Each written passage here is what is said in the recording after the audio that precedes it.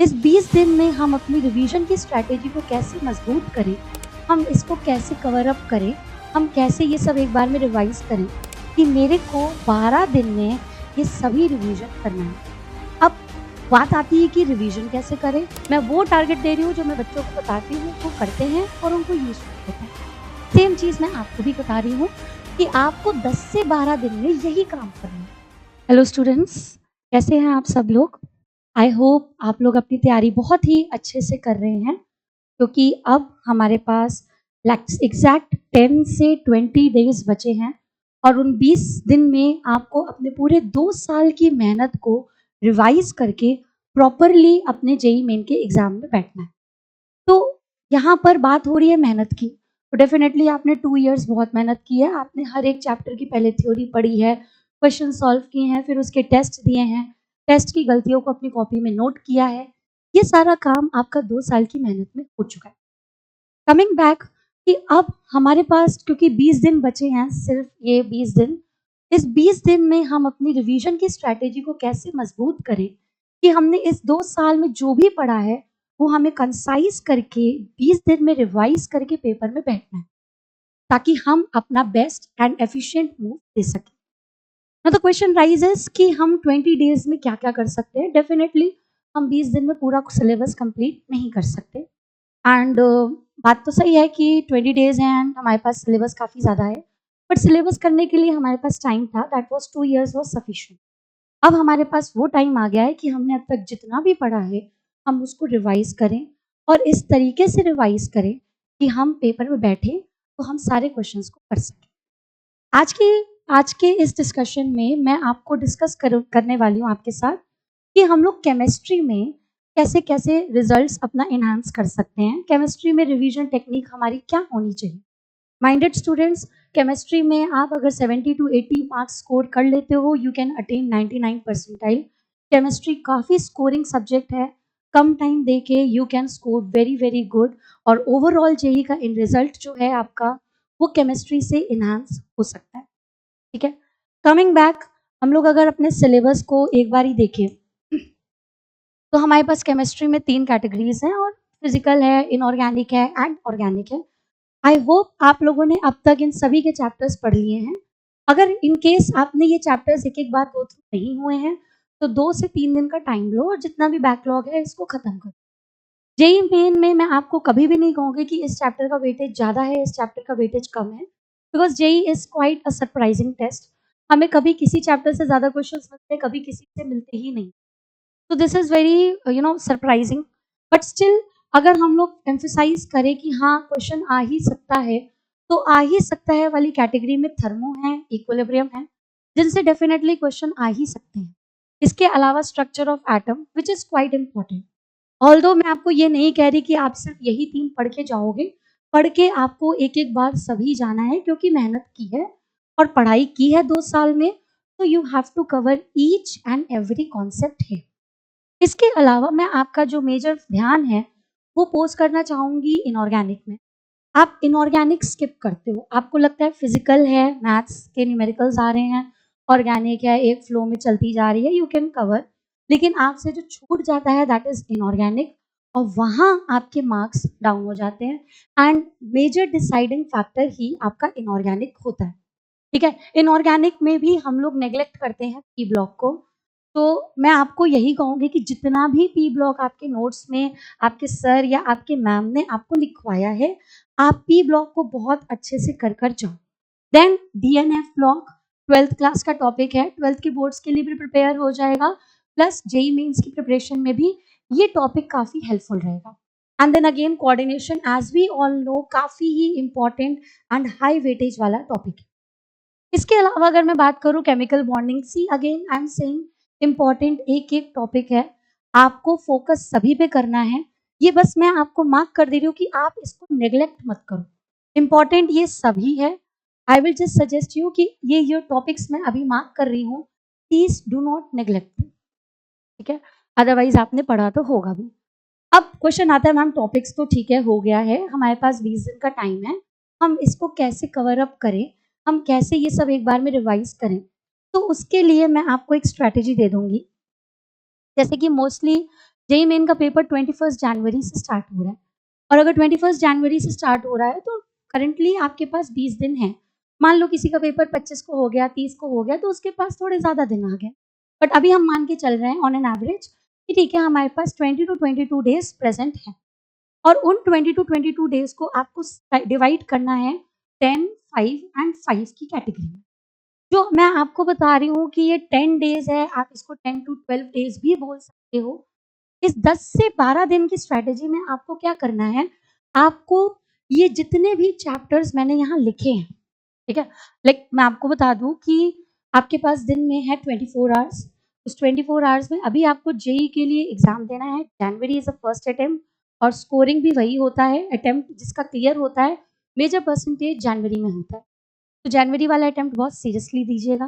Then अगर मैं यहाँ पर इस चैप्टर्स की बात करूँ, तो इन चैप्टर्स में आपको 10 से 12 दिन में ये जो मैं आपको बता रही हूँ स्ट्रैटेजी में, इस 10 से 12 दिन में आपको हर दिन 2-2 चैप्टर्स रिवाइज़ करना।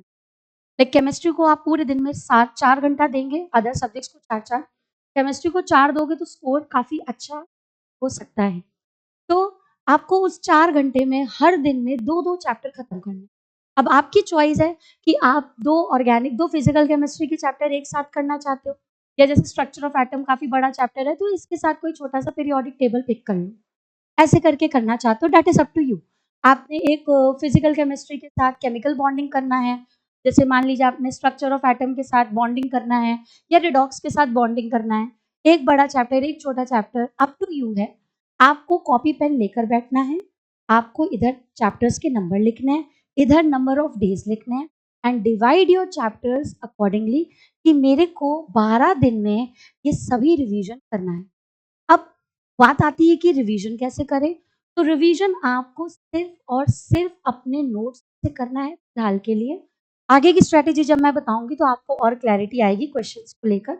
फिलहाल आई एम सेइंग जो भी आपके सर ने या मैम ने कोचिंग आए हैं, आप प्लीज़ उनको गो थ्रू करिए, उनके क्वेश्चंस से करिए, रिवीजन करते समय ये ना हो कि तुम कॉपी खोल के बैठे हो और 10 घंटा बैठे ही जा रहे हो, मगअप करने की कोशिश कर रहे हो, डू नॉट डू दैट।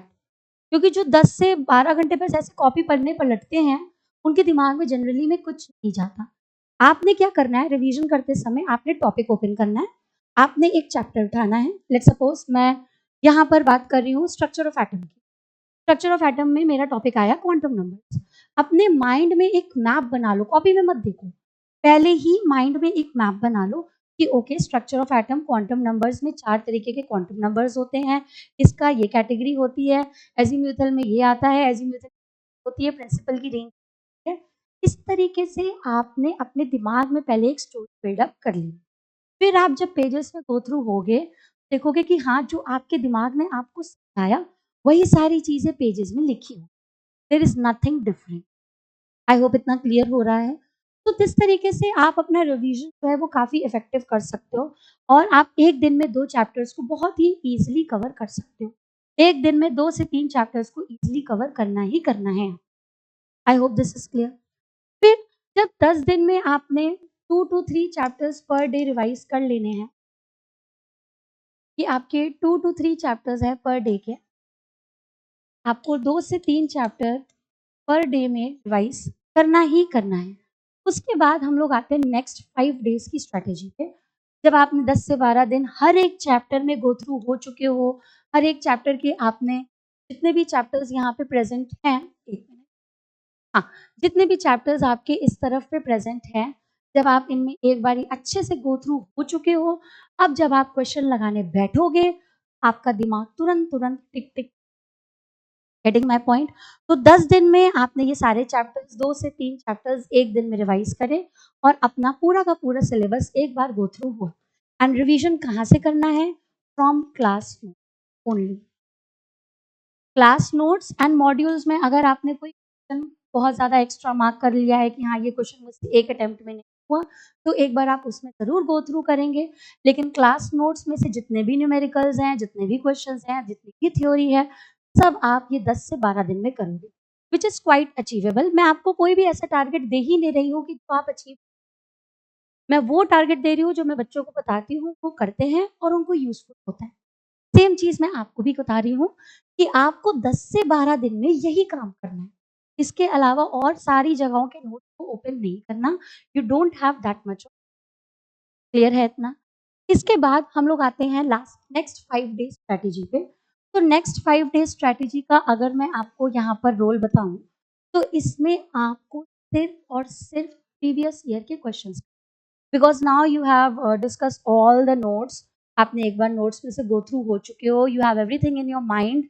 अब आप रेडी हो, आप इस लायक बन चुके हो कि आप यहाँ से क्वेश्चंस कर सकें। तो इन 5 डेज़ की स्ट्रैटेजीज़ आपको सिर्फ़ और सिर्फ़ पीवाईक्यू करने हैं। माइंड इट, एक दिन में 12 घंटा तो आपने पढ़ना ही है। 12 घंटे में अगर आप 3 पेपर्स लगाते हो और जब आप ये 5 दिन के क्वेश्चंस करोगे ना, apply to other subjects as well. 5 दिन में आपको पर डे आपको यहाँ पर 3 पेपर करने हैं। कितने पेपर करने हैं? 3 पेपर करने ही करने हैं। पेपर करने को क्यों कह रही हूँ? क्योंकि जो तुमने नॉलेज थ्योरेटिकली गेन कर ली है, अब तुम देखो कि अप्लाई कर पा रहे हो या नहीं। पेपर करते समय हो सकता है तुम्हारे मार्क्स कम आए, उससे अंडर कॉन्फिडेंट मत होना कि अभी भी तुम्हारे पास 5 दिन बचे हैं। जो भी तुम्हारे वीक टॉपिक्स हैं, तुम इन 5 दिन में कवर कर सकते हो बहुत strongly and efficiently. I hope this is clear. तो आपको करना क्या है? आपको एक दिन में 3 पेपर करना है। एक पेपर होता है 3 घंटे का, तो 3 paper will take you 9 hours. और आपको हर दिन कितने घंटे की स्टडी करनी है? 12, बिकॉज आफ्टर ऑल आपको जेई का एग्जाम क्वालिफाई करना है। ओके, तो 12 से 14 घंटे की पढ़ाई में आपको एक दिन में 3 पेपर करने हैं। मैं कोई भी हाइपोथेटिकल बात नहीं कर रही हूँ, बहुत रियलिस्टिक बोल रही हूँ। यही आपको करना है और इतना करना पड़ेगा। 3 पेपर करने के बाद आपके पास अगेन कितने टाइम बचा है देखा। अब इस पेपर में तुम ये गलती की है, मिस्टेक्स हैं आपकी, उसको रेक्टिफाई करो और अपनी मिस्टेक्स को नोट करो, क्योंकि ये फाइनल मिस्टेक्स हैं। ओके, मिस्टेक होंगी, मैं अभी कह रही हूँ। मिस्टेक आए तो ये देख के रोना मत, डरना मत। मैम मेरी मिस्टेक्स आ गई है, मेरे से नहीं हो पाएगा। It's very natural. पेपर में अभी भी 5 दिन, ठीक है। ये सोचो कि तुमने जितनी भी मिस्टेक्स कवर कर ली हैं, वो मिस्टेक्स तुम्हारे पेपर में नहीं होंगी, तुम्हें पहले ही पता चल गई है। तो बी थैंकफुल अगर तुम्हें मिस्टेक मिल। इतना क्लियर है? अब हमने ये 5 दिन में हमने काफ़ी पेपर्स कर लिए, हमें एक आइडिया लग चुका है, हमें एक नॉलेज है, हमने क्वेश्चंस को अच्छे से देख लिया है। चाहो तो इसको 5 टू 6 डेज़ भी कर सकते हो, अप टू यू, ठीक है? एंड इसके बाद हम लोग आते हैं लास्ट 5 डेज़ की स्ट्रैटेजी में। अब इन 5 दिन में क्या करना है? 5 दिन में तुम्हें तो एक तो बहुत सारी मिस्टेक्स नोट करी होंगी, तुम्हें वो रिवीजन, आपको अपने मिस्टेक्स का रिवीजन। सेकंड, इन 5 दिनों में आपने क्या करना है?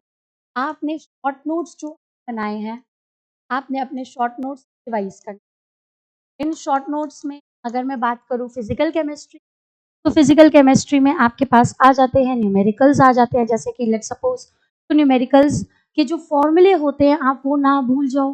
कुछ नया-नया न्यूमेरिकल जो तुमने मार्क करके रखा था, नहीं यार इसको एक बार और रिवाइज़ करने की ज़रूरत है, तो वो आप अपने लास्ट के 5 डेज़ में पढ़ो। जैसे आप यहाँ पे 10 से 12 दिन पढ़ रहे थे, आपको लगा यार ये मैं भूल रहा हूँ, इट इज़ वेरी नेचुरल।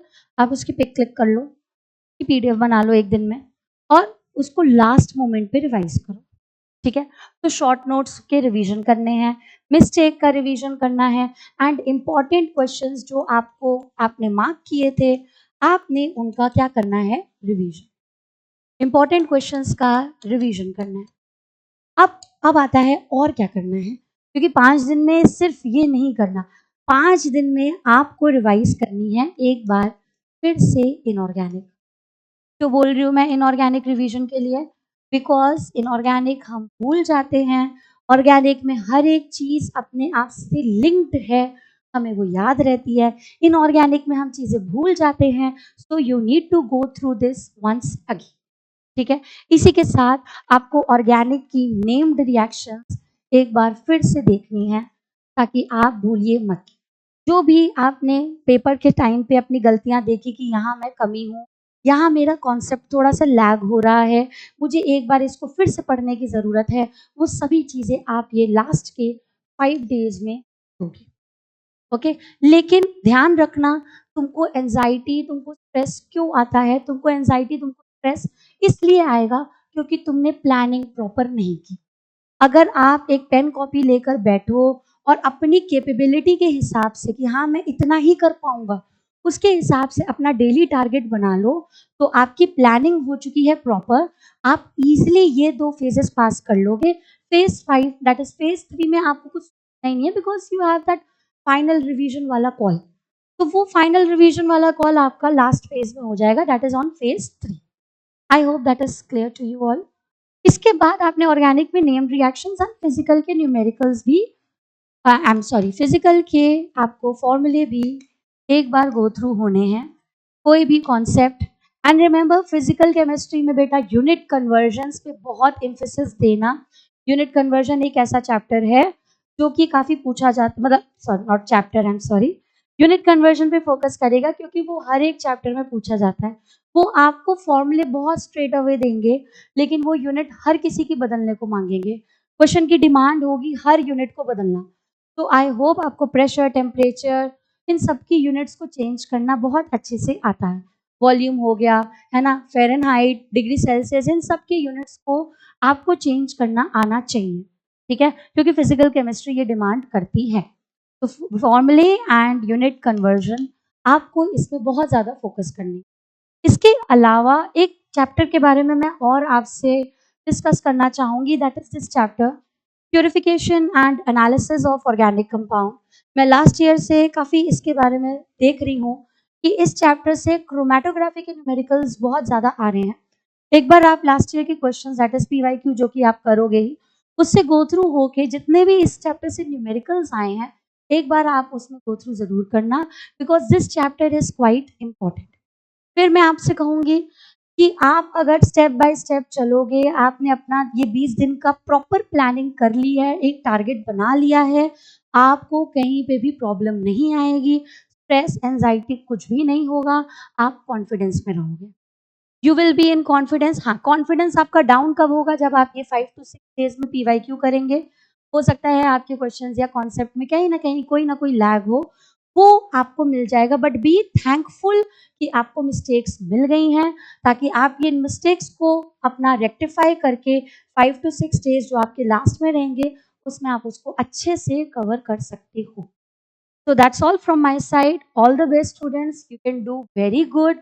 आप अपने पोटेंशियल को एक्सट्रीम लेवल पर लेकर जाओ, टच करो अपनी हाइट्स को, बिकॉज ये कोई बहुत मुश्किल वे नहीं है। प्लान करो, डिवाइड करो, सॉर्ट करो, जितना मेंटली स्ट्रांग रहोगे उतना ही मेंटल पेपर में अच्छे से दोगे। टेक 8 hours ऑफ स्लीप, क्योंकि 24 घंटे में आपको 8 घंटे सोना ही सोना है। आप कॉन्टिन्यूस नहीं सोना चाहते, आप रात में 6 घंटा सो जाओ, दिन में 2 घंटा सो जाओ, अप टू यू, जैसे मैनेज करना है करो। लेकिन ये ना हो कि आप नींद ले ही नहीं रहे। अगर आपको रात में अच्छी पढ़ाई होती है, आप रात में पढ़िए, सुबह अच्छी पढ़ाई होती है, आप सुबह उठ के पढ़ो, अप टू यू।